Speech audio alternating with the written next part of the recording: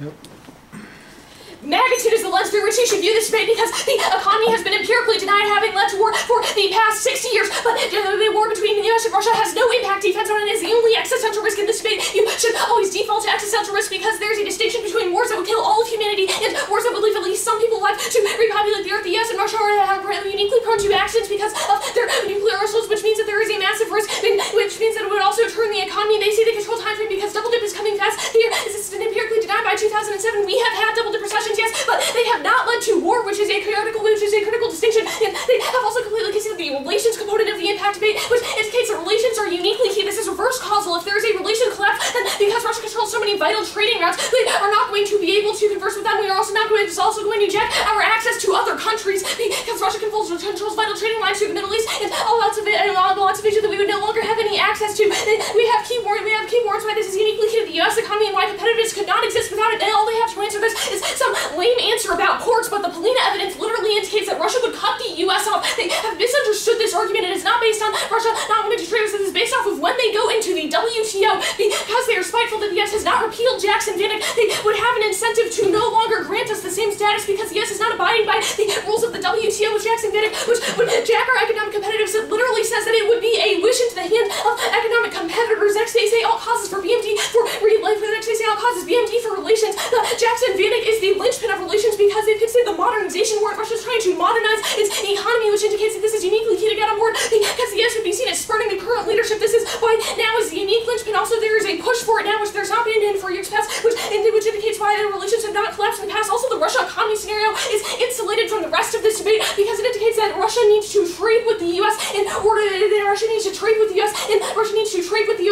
to preserve its economy. The Filber evidence indicates that the impact to this is total anarchy in Russia, which would lead to civil war and loose news, which would independently lead to extinction. They say trade ports, but there are obviously other ways to access. We can trade with Russia now. We also have these funny things which go across the Pacific and the Atlantic called airplanes, which means that ports are not a relevant concern for trade. They say Magnitsky backdoor. This argument is not about the State Department. It is merely about Obama backdoor dealing with other senators to keep Magnitsky from being attached in the first place, which means that there would be no risk that it would devastate relations. Also passed in conjunction, it would not devastate relations because it would still be seen as the U.S. taking positive steps forward. We cite insiders on the uniqueness of the 614 Kulikov evidence has months of it indicates it's going to be passed in early August before Russia's accession to the WTO. The Barclay evidence cites WTO momentum. Also, Obama's push is still uniquely key. The Lally 6-7 evidence cites top insiders, and it indicates that it is a top priority of the Obama administration. Political capital is still key to the push because he needs to get recalcitrant members on board who are antsy of giving a win and looking like they're pro-Russia. And also, the Dickens evidence is not applicable. You should default to specificity here because there's this theoretical, whereas ours is practical and specific to the bill.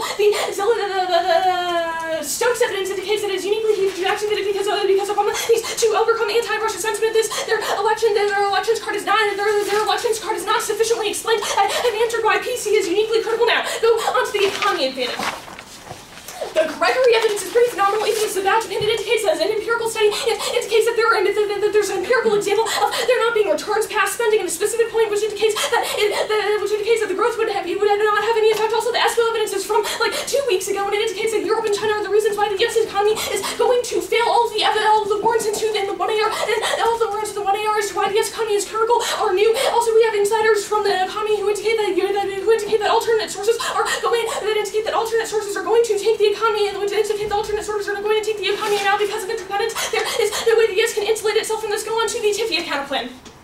The critical distinction on this flow is that of the counterplan tax, which indicates we are going to expand TIFIA. This literally overcomes all of the artificial solvency deficits they tried to manufacture in the 1AR about 12 states and not having enough money and it being a gamble because we are going to expand the program so it would apply to all of the country. There are a couple of advantages to doing TIFIA, which the permutation would not solve. First is that TIFIA is a streamlined process. It is ready to hit the ground running. They consider the Lamberton evidence from the 1NC, which indicates that because TIFIA already has a built-in backlog of clients who are waiting for loans, then they would be able to immediately start renting and get transportation going, which means that we actually access a quicker time frame with the counterplan. This answers their investor confidence arguments because if there's already a backlog of people who are waiting to invest, then this means that there is obviously demand. They say perm do both. This links to the politics dissent because it involves the creation of a whole new agency. The creation of DHS in 2004 was massified because there requires appointments, and they've also considered Fran's excellent analysis about media spin, which indicates that right before the elections it would be a political firestorm, whereas TIFIA was not, because we have comparative evidence indicating that even though it's new spending, because it does not create a new infrastructure, it solves.